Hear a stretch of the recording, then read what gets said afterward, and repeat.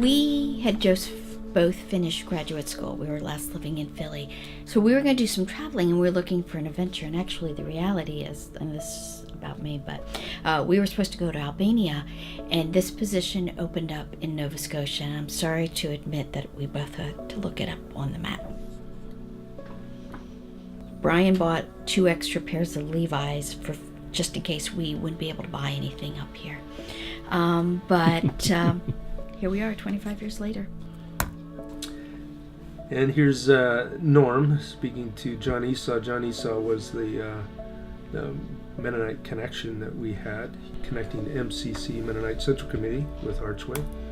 And Norm and Bill Peters, man who led the original Sunday school class where they studied the book Encouragement by Larry Crabb. And in the back of that book, it talked about establishing a Christian counseling program in your community. And here's the original annual meeting that we had. I think it was in the spring of '94. Lester and Marion Settlers and Paula. Christmas party we had, Ian McCaddy, Richard Marilyn and Richard Bonus, Art Hebert. Fundraising banquet 2005. Carol Jones looking young with Carla Shaw. Not that either of them look old now. And we were the entertainment at one time. That's how we have evolved. I don't miss it. I'd rather not be the entertainment. It doesn't suit my personality.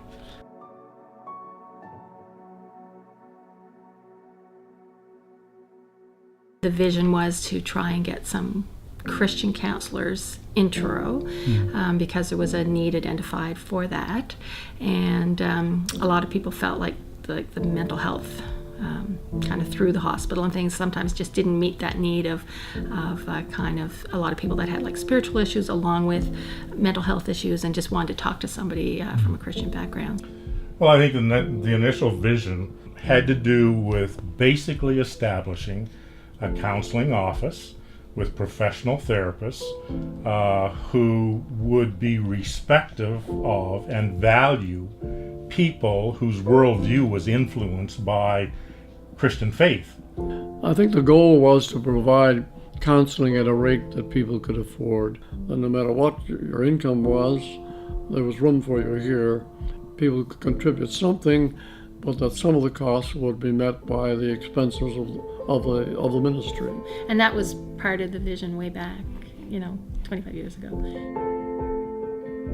It was really neat being on that committee and interviewing people, and then interviewing Paul and Brian and listening to them on the phone and really having that sense among us that, wow, these are the ones.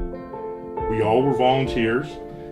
Nobody was paid to do this, and so there were a lot of I's to dot and T's to cross to kind of see this thing develop into something that would not be fly-by-night or a hit and miss, right, but that would have some sort of enduring presence in the community for years to come. And in those days, it was called Christian Counseling Ministries. And I regretted a little bit losing that title, actually, but I think it was felt at the time that there would be some community advantages to removing that name, which was an obstacle for some people who needed counseling and at a rate that they could afford even. Any of the people that I was involved with always wanted to do things well, and certainly Lester helped us do that. He brought that sense of competence and professionalism to the leadership. We had the great support of the Patton family and the Patton business people here in Truro. And the Pattons were very generous in saying that they would provide the space up here for our counselors and for officers. So that was a great blessing, there's no question. I know our family who owns the building, since the days of New Creation Gifts, have always seen this facility as kind of a ministry center.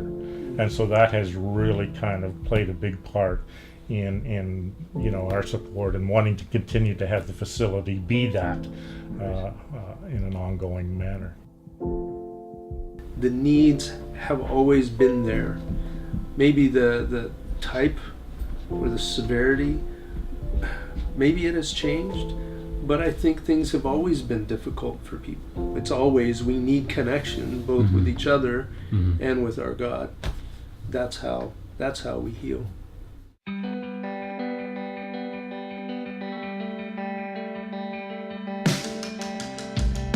People are so much more isolated now. We have this a lot of resources available for people, but I find that a lot of people still don't take full advantage of that, and people end up feeling alone and isolated, and having spaces for people to be where they can make a meaningful connection with people is so vital. Just even to the community as a whole, just even have a sense of being part of something. It just leaves parents and individuals, I think, sort of breathless sometimes. It's hard to feel like you can keep up with your kids, keep up with the challenges professionally. Social media is another huge factor with our kids, which I think has impacted the sharp rise in anxiety disorders. It becomes increasingly difficult for us to make those connections with people. We have to work so much harder to be able to do that, but the people who do make that connection are in just such a better place.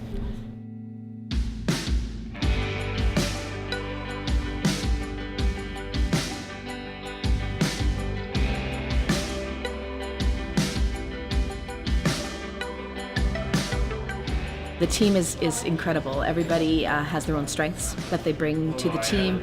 I like to think we're kind of like a big family.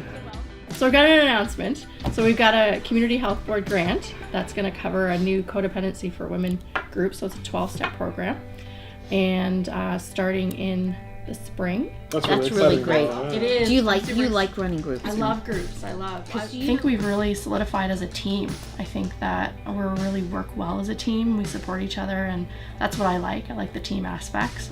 Yeah, it's a pretty chill, relaxed environment with a bit of humor, fun people to work with. And it's hilarious to watch Brian scramble to try to keep us all organized and focused on a point. No problem. Your tag is on the bottom. We have a lot of different therapists to meet needs of different people. For instance, Derek, mid-30s, and he's a gamer, likes to do some different things. Bit of sarcasm as well. We have Cindy, very, very thoughtful, very compassionate. There's Valerie, very eager to help and find anything to help somebody. A technique or a worksheet or something like that. Christy, new out of school, and so she has a lot of that theoretical knowledge, but very skilled, very good with kids, has a heart to help kids. And we have Paula, who's known kind of for her work with teens and adolescents. She's very good with teens and adolescents. After 25 years, I say we're the best kept secret. I still can't believe sometimes that people don't know we're here, or even more so, really know who we are and what we do. If there's a safe place for someone to figure out that bump in the road, I feel a privilege to be here.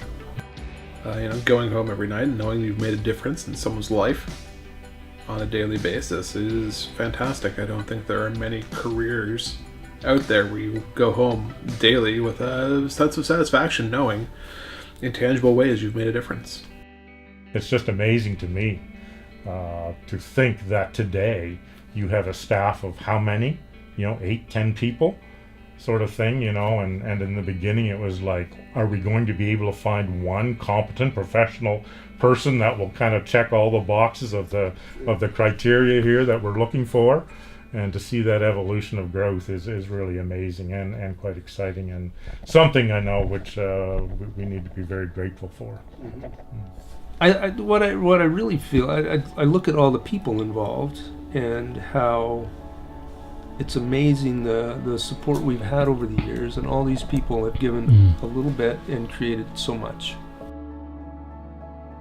Brian and I often talk about this. I think sometimes we could probably do a better job at really celebrating and acknowledging literally the hundreds and hundreds of volunteers that have made Archway happen.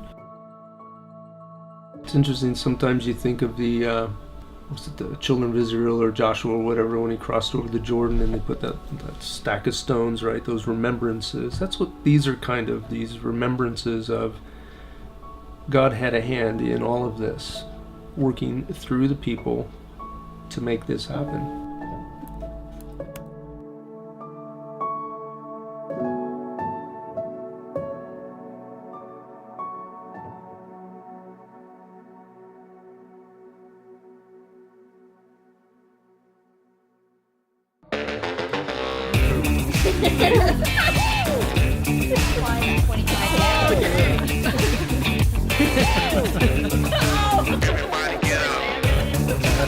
What's that happening?